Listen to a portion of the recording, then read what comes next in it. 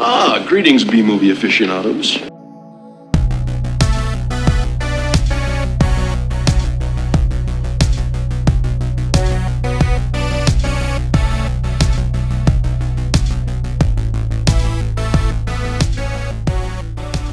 Hello and welcome to Couple of Flicks. I am Tristan. I am Nick. And I'm Zach. Today we are giving our choices of our individual top 5 favorite animated films. These lists are obviously not final, and we kind of we made the decision to try to avoid sort of Disney films and try to kind of stick to like films that are, you know, not Disney. I didn't really know how else to say that. But although that would be fun to do a list of Disney animated films, I gotta say that would be cool to do at some point. But today we're just giving our list of top 5 favorite animated films that are not Disney. Do you want to start, Zach? Sure. Okay. Cool. My number 5 is Kubo and the Two Strings. Yeah, that's on my honorable mentions list. I never saw it. I wanted to see it. Yeah. It's good. I don't know what else to say about it. It's gorgeous. It's really beautifully animated.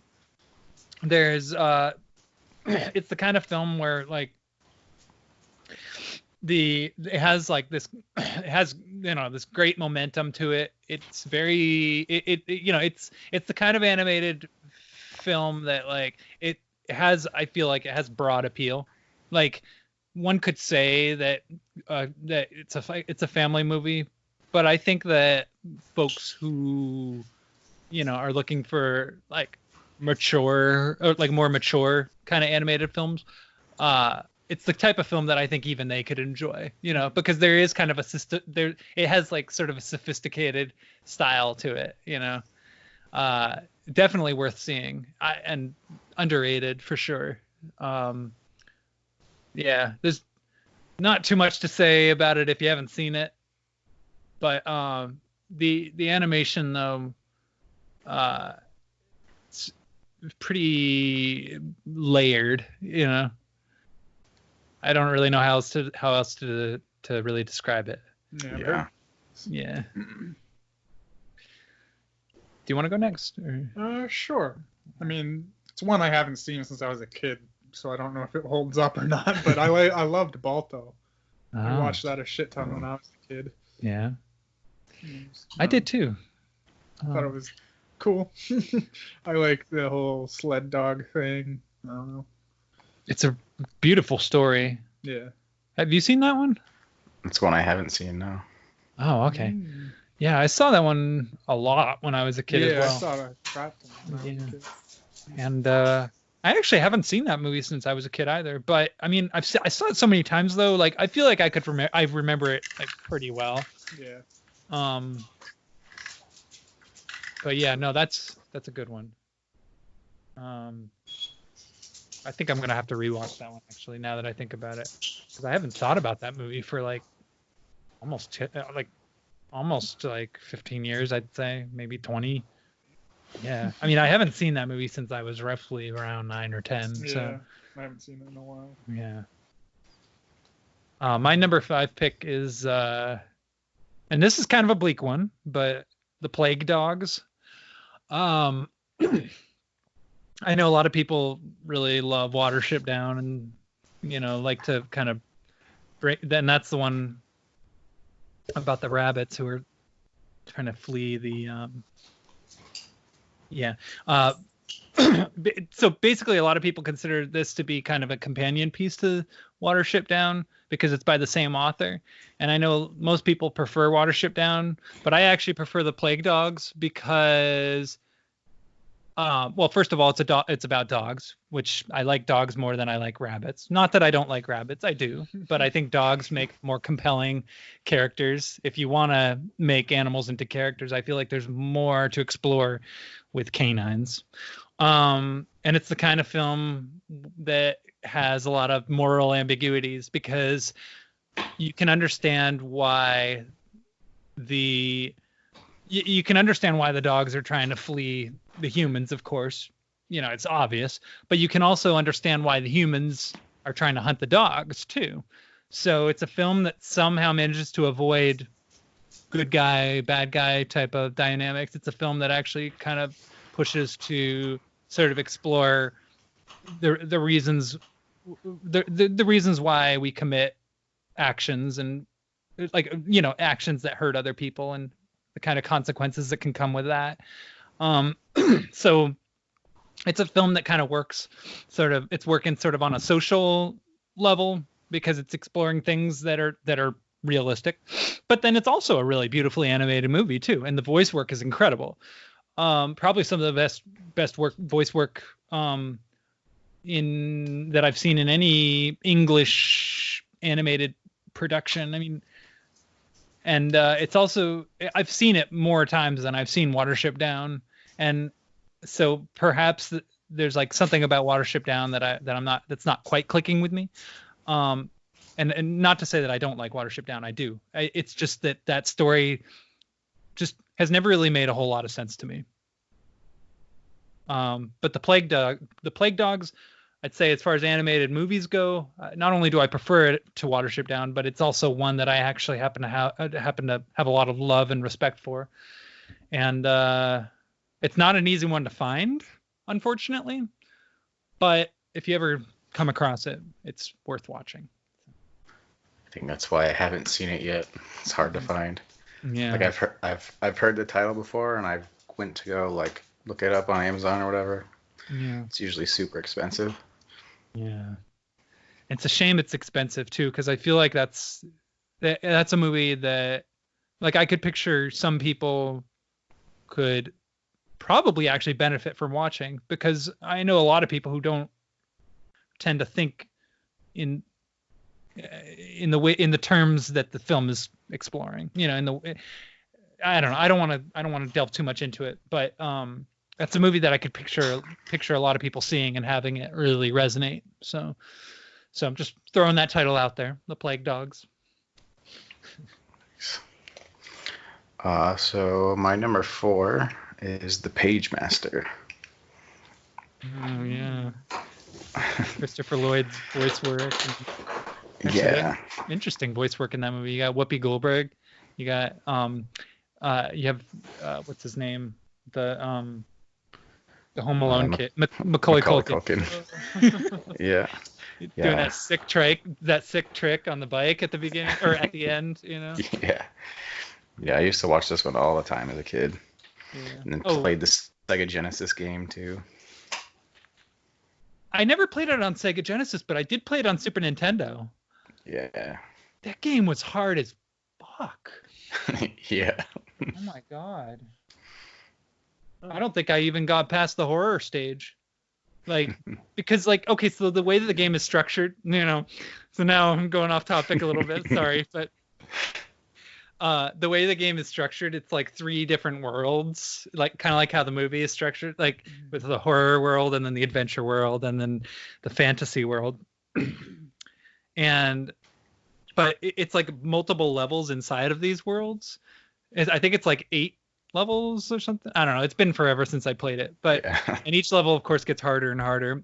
And I don't think I got past like the 3rd or 4th level in the first world. And I remembered I used cheats to world hop and go to the other 2 worlds, and I couldn't get past the first levels of either of those worlds. So the game actually got harder from there. But yeah, Page Master, which I did see that as a kid, and yeah, I remember it pretty well. It's one of them nerd, what do you call it? Forget what the guy's name was. The guy who produced it, who was really into making like educational animated movies. Oh. Ned Turner or something like that, or Ted Turner. I don't remember. I can't remember. But yeah, lots of fond memories of watching that one as a kid. So when was the last time you saw it? Probably like 5 to 10 years ago. I own it. I don't know. Probably should watch it again. Yeah. Is it on DVD or Blu-ray? It's on the. I think it's on both. Yeah. I have the DVD, but Oh, okay. Well, I kind of spoiled the ending. Saying that Macaulay Culkin goes off the jump on his bicycle at the end. It's pretty sweet, but yeah. Oh well. Anyway, all right. Damn. Page Master. Did you ever see that one? No. Oh. Nope. Alright,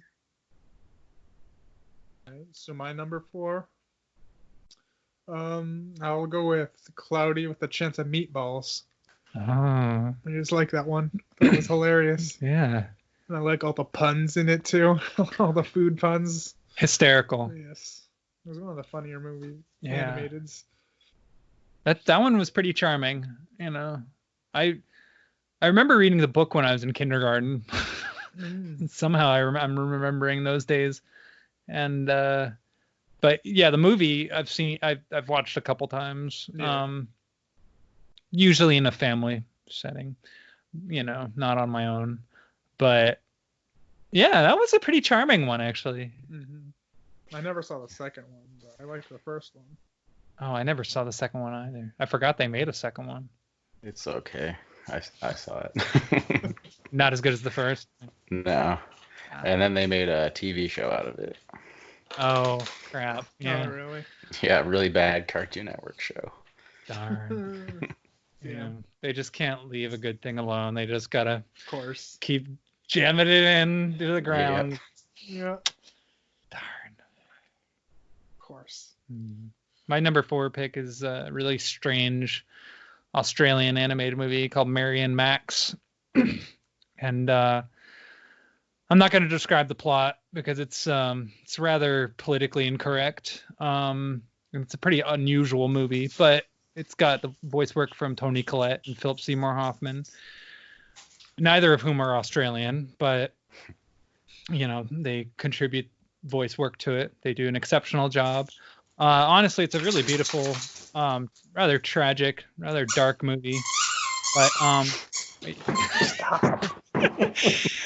There's a lot of no worries. There's some excellent use of stop motion though, stop motion animation, and I guess to kind of summarize, the film is sort of like it's like a pen pal relationship, and so it's pretty much about this these two people exchanging letters over the course of like 20 years or 25 years or so, over a pretty long period of time, and how their kind of relationship sort of grows. And they're both misfits. They're both rather troubled. There's a lot of vulgarity in it. It's not going to be a movie that'll appeal to everyone. I think a lot of people will probably find the whole idea of it pretty uncomfortable. The visuals are kind of grayish looking. There's not a lot of color in it, but color is used very effectively in it. And I watched it with a younger relative in the theater actually. And I didn't realize when I saw it that it's not actually a kids movie, but when I saw it, I got the impression that it was based on the poster and the trailer. But just to kind of reiterate, it's not a kids movie. But my younger relative actually ended up enjoying it quite a bit, so that's cool, I guess. Although his favorite movie is Where the Wild Things Are, so, you know, it's kind of an unusual kid. But anyway, overall, I would recommend Mary and Max. I really loved it. I thought it was a beautiful piece of filmmaking, beautiful piece of animation, and it's not one that gets talked about a lot, so yeah. Nice. Haven't seen it, but I can picture the poster. Like, I know the poster. Yeah, the guy who did it, he did another animated film before Harry Crumpet. What's it? Some title like that. And that one's also really good as well. And I believe that that's on the disc, on the special features. So I think, but they're both really gorgeous films. Although Harry Crumpet, that's like a short film. But anyway, yeah, Mary and Max. That's my number 4 pick. Nice. My number 3 is Coraline. I love Coraline. Yeah, I never saw it. it's really good. So good. It's kind of creepy. Yeah, it's pretty intense actually. It's by the guy that directed Tim Burton's The Nightmare Before Christmas and James and the Giant Peach. Oh, really? Henry something. Henry Selick? I think that's his name. Anyway, yeah, he also did Monkey Bone, but let's not talk about that one. Anyway, Coraline. Yeah, I just like the dark tone of it for being a kids movie. It's great because it's a kids movie that explores real fears. And actually they're the kind of fears that even a lot of adults I know have. You know, the idea of like people kind of having, well, I'm not going to spoil it, but it's worth watching. Yeah, I've always been meaning to see it. Yeah. Yeah, no, I love Coraline. I've watched that one more than once as well. Yeah. Usually if it's an animated movie that I really love, I'll watch it more than once. So, and yeah, that's one that I had a need to watch again. So. Okay. Yeah. Well, my number 3 is also more dark. Not really a kids movie. Grave of the Fireflies. Have you seen that one? Yeah. I almost put it on my top 5. Yeah, that one's intense. Yeah. It's in my honorable mentions. Have you seen that one? I haven't. Yeah, it's like a World War II movie that takes place in Japan, and like this kid and his younger daughter or younger His sister, yeah, get like orphaned by, was it the nukes being dropped or was it just a general war? Well, actually, the cool thing about the movie is it's kind of made ambiguous. Like, it's an anti-war movie, but what happens? They escape a firebombing that occurs, I think, in their village, Yeah. and then they return later. But you never find out who actually did the firebombing. So it could be the U.S. or it could be, I mean, it's World War II, so there were obviously more than one person. It could have been, or more than one. It could have been any sort of specific country, but it's never made clear which country. You know, you never see any sort of flags or anything like that. I mean, of course, if you know enough about history, you can probably ascertain who it is. But the movie, it's not really important. So. Yeah, it's really deep, like heartbreaking too. It is. It's profoundly heartbreaking. Actually, that was the first Japanese animated movie I've ever watched. Oh shit, really? Yeah, and I was pretty young when I watched it too. And I forget how old I was, but I mean, I have a little sister, and I remember specifically, like, I mean, I hated her when I was little, of course, you know, because, you know, little sisters are always annoying. Yeah. But I remember watching that. I was like, I don't think at that point in my life, I don't think I'd ever loved my sister more than after I watched that movie. Like, Yeah. I was just so happy that she was alive and was in my life, you know. Yeah, that is a profoundly tragic film. Beautifully animated and gorgeous story, and really a beautiful message. Yeah, I know Japanese animation, it rarely gets better than that. Yeah, it's one of the best. Yeah. My number 3 pick, Conspirators of Pleasure. Huh. Another one I'm not going to describe the plot of. I'm not even going to get into how odd that one is, but it's by it's this Czech filmmaker, animator, Svan Svankamir, who works in stop motion as well, and I would consider him, as far as stop motion animators go, I'd probably consider him among the best, if not the best. And I think that Conspirators of Pleasure is his finest work.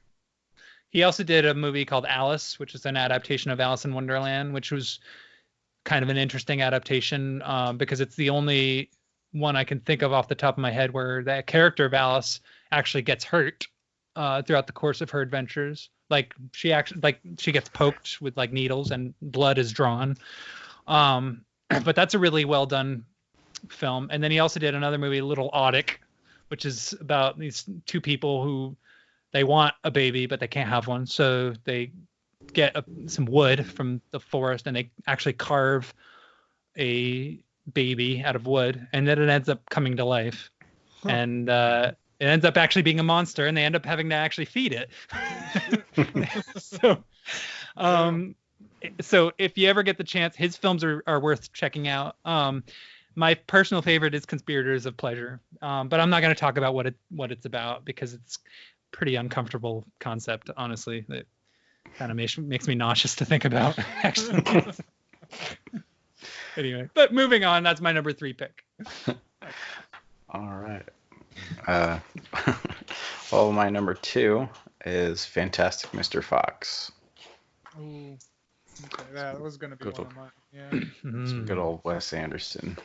Yeah. Fantastic Mr. Fox is incredible. I love that movie. Did you see I Love Dogs, by the way? Yeah. Okay. Yeah. Wasn't my favorite Wes Anderson movie, but still decent. Yeah. Yeah. Fantastic Mr. Fox was better. Yeah. Yeah, I would agree. The voice work was great. Yes. Very Wes Anderson-y too. Yeah. And also, like, and I know people go on and on about the stop motion in it, but it really does look gorgeous. Yeah. And like at no point does it ever, like, it doesn't draw a lot of attention to itself either. Like, it's the kind of animation where you sort of forget that it's animated as you're watching it, because it's actually shot well and presented well. Like, it's presented like any other Wes Anderson movie. So it's kind of funny how casually how casually Wes Anderson it is, considering that it's an animated film. Yeah. But and it has a source material. Isn't that a book? Yeah, Roald Dahl book. Yeah. And it's not really that true to the book. Like, it doesn't really follow the same sort of like structure and formula as the book does. But it's still, I mean, it's great at being what it is. It's great at being its own thing. I mean, a film adaptation doesn't have to be accurate to the book as long as it can stand on its own terms. Like, because there have been some films I've seen that you could tell they tried so hard to follow the book that they ended up making a really bad movie. If you structure a book like you structure, or if you structure a film like you structure a book, it just doesn't really work as well. And so there have been films that have been based on books that were actually true to the book, true to the books, that were weak films as a result of that. And this is not one of those. This is a film that exists on its own, in its own way and on its own terms, and has its own style. Great movie.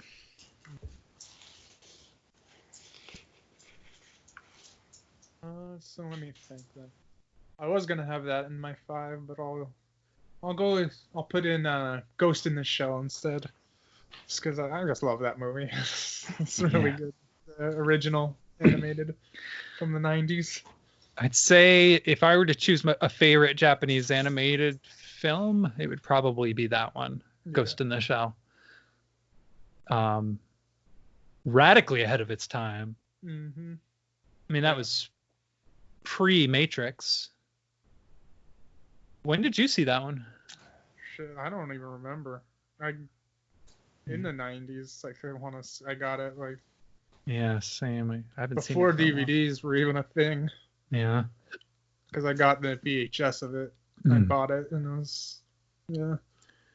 And the animation in that is pretty mind-blowing, actually. Yeah. It's really good. Yeah. Have you seen that one? I haven't seen it.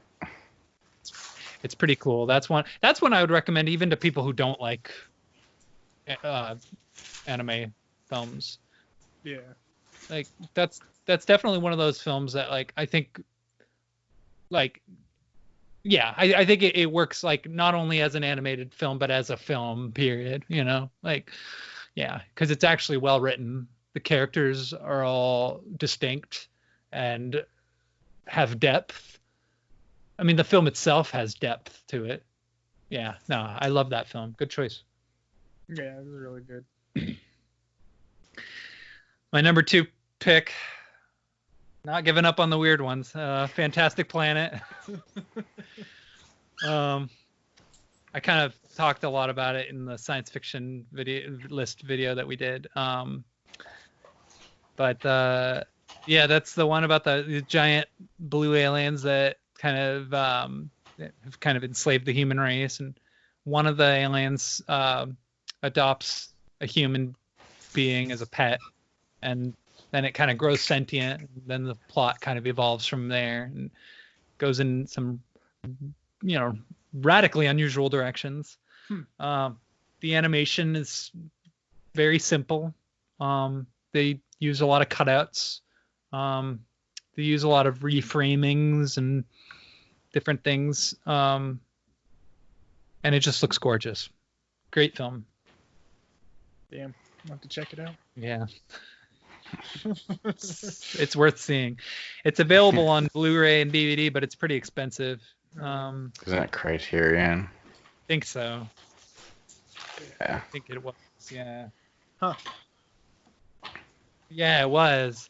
Actually, now that I think about, yeah, and it's actually a really beautiful looking Blu-ray. Gorgeous looking, amazing transfer. You can even see like the thumbprints. Like that's how sharp it looks. No, damn. Yeah. Anyways, but yeah, Fantastic Planet's my choice. So my number 1, Spider-Man Into the Spider-Verse. Oh shit! I didn't even think of that one. It's a perfect choice. Yeah, that was a good one. Yeah. I don't know if it's just because it's recent, but I'm a big Marvel fan, and this was just so good. Oh, really good. That's on my honorable mentions. The animation in that movie blew me away. It's so good. It was so ambitious and so distinct. Mm-hmm. I've never seen a film that looked that way. Yeah, like the blending of different styles. Yeah, and also it's as much as I hate the whole evil uncle trope, Yeah. because I feel like it gives uncles like us a bad name. I still, and I guess this is a spoiler, but somehow that plot twist didn't bother me as much as I thought it would. Like I almost expected that twist, and then it happened, but it didn't bother me. It didn't really, it didn't annoy me all that much for some reason. Like predictable, but I was okay with it. Yeah. Yeah. Yeah. I'd say that was probably my favorite superhero movie that came out last decade. Oh yeah, me too. Yeah. Yeah, I love Spider-Man. Spider-Man too. So. Yeah. Yeah, Spider-Man's my favorite superhero.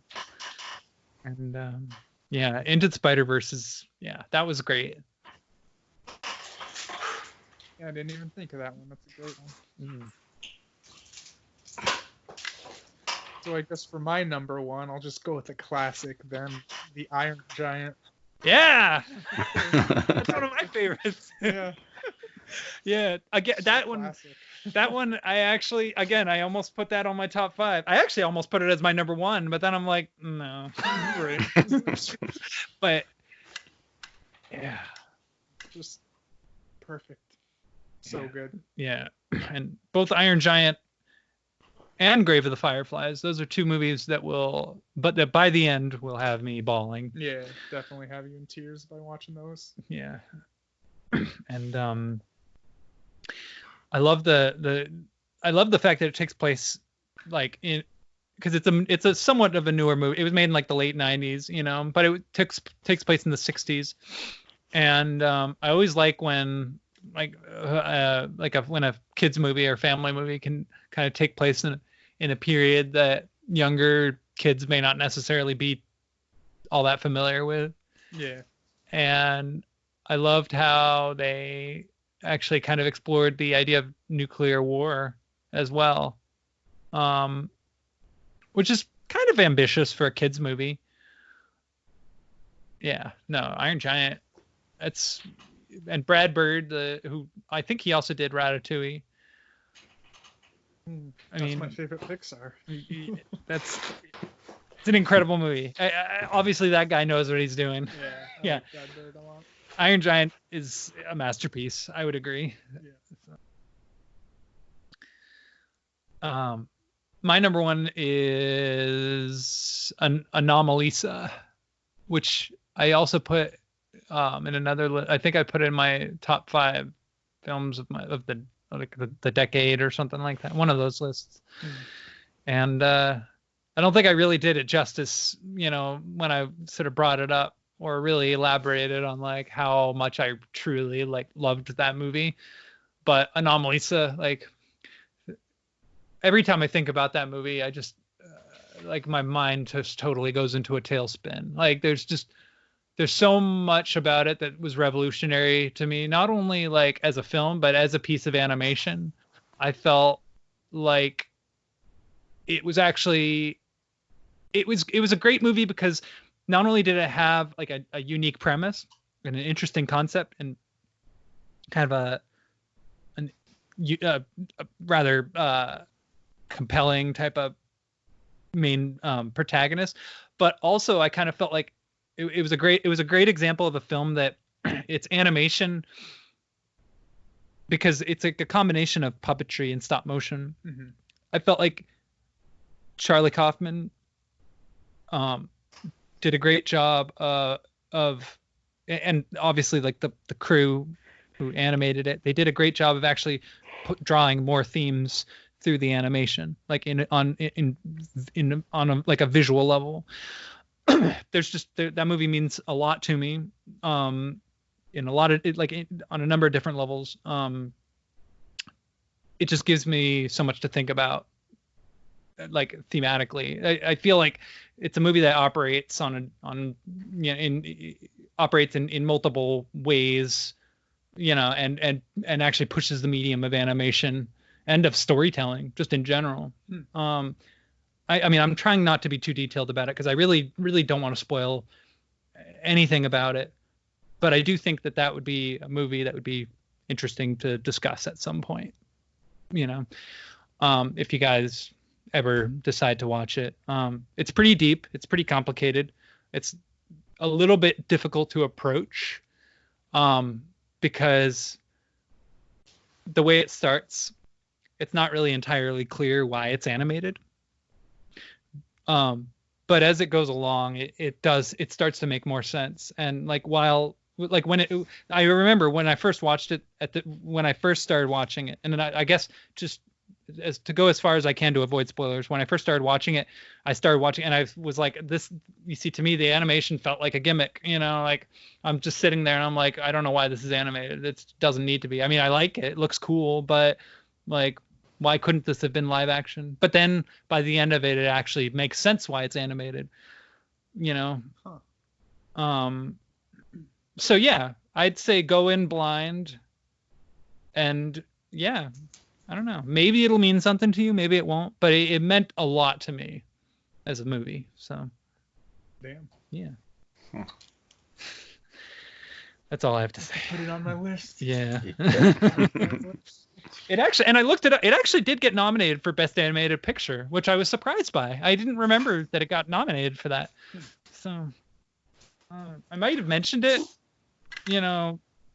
like when I brought it up last time, But yeah, I'm still kind of surprised though, because it's not really the type of movie that I would have expected to even get that kind of nomination. So I'm sure Disney won over it, right? yeah, I think so. I think it might have. I think it was like Big Hero 6 that won that year. I Really? think maybe. I'll double check. I don't know. I don't want to check right now though. So. Do any of you have any like honorable mentions or anything? I almost put Heavy Metal on there. Oh yeah, Oh, that's a fun one, yeah. Heavy Metal. That was like that was one of the first sort of daring type of animated movies I've seen. That I had seen that like when I watched it, it was kind of like, whoa, I didn't know that was allowed. Yeah. Yeah, no, Heavy Metal's great. I remember my dad showed me that one actually. He's like, "Oh, you'll love this." And I'm just like, "Wait, I will." Yeah, you're the one that showed it to me. Yeah, I know. Yeah, because like after I watched it, I was like, "Wow, I did love it." Yeah. Yeah. There was a couple of Ralph Bakshi films. His Heavy Traffic and Wizards. Those are my two favorites. But Wizards in particular, which is this kind of unusual movie about these two twin wizards. One of them's good and one of them's evil. And the evil one decides to brainwash an army of goblins with Nazi propaganda in order to basically kill off the race of elves. I know that sounds kind of dark, but it's actually, I think it's, it's a PG. Okay. Nazis in it. Yeah. Nazi propaganda. Yeah. It's a good one. Another Japanese animated, which I don't know if this counts because it's kind of more of a mini series, but I really, really love Paranoia Agent. And Evangelion, which of course that's like comparable to the Sistine Chapel. If you want to talk about like revolutionary pieces of animation, really the reason that wasn't my number one is because technically that's not a movie, that's more a series. But if you ever want to see like pretty mind blowing work of animation, you got Neon Genesis of Evangelion, which is as brilliant as people say it is. So Never saw it. Yeah. That's one I've watched multiple times. I think the reason some folks might not want to get into it is because it's kind of people know it more as like a mech thing, and so I think that turns a lot of people off. But honestly, it actually is worth watching because it does explore some really unique themes of like spirituality and mental illness and social unrest, and again, kind of is also sort of about morality as well, and sort of a morality tale. But yeah, I love that series. If you ever are in the mood for some existential angst, binge watch that crap.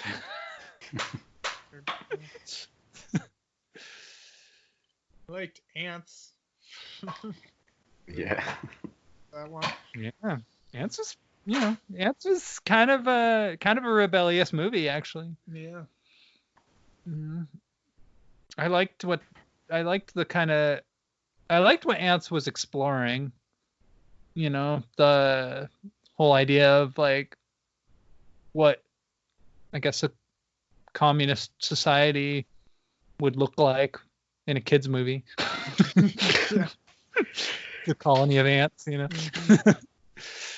Anyway, do you have any more? I don't think so. Yeah, I can't really think of any off the top. First of my head. Shrek movie was always good. Yeah. I love Shrek. Yeah. Although I don't think I saw any of the sequels. Now that I think about it. I think I saw like the second one Yeah. and then didn't like it. So I didn't bother with the rest. Yeah, I think the same thing happened to me. How about B movie? Yeah. Yeah. Jerry Seinfeld. Yeah. Yeah. All right. Cool. Well, I guess that's it then. Sounds about right. So we got some weird choices, you know. Hopefully, our when we do our favorite Disney animated films, you know, we'll probably have some more vanilla. We probably won't go with things like, you know, Anomalisa or. You know. But yeah, no, some good lists though. You know, I like, and I'm glad you brought up the Iron Giant because yeah, I think I know a lot of people love that movie, but honestly, that's one that everybody should see. You know, Definitely, yeah. if there's one movie that you haven't seen yet that we've talked about, that's the one, in my Oh, yeah. opinion. It's a great film. Yeah. Cool. All right. Well, anything else? I don't think so. All right. Well, have a good night, everybody. I hope that you got some cool recommendations from us here. Yeah. And yeah. Check them out. Yeah. Like and subscribe. Yeah, please. All right. No, seriously though, peace.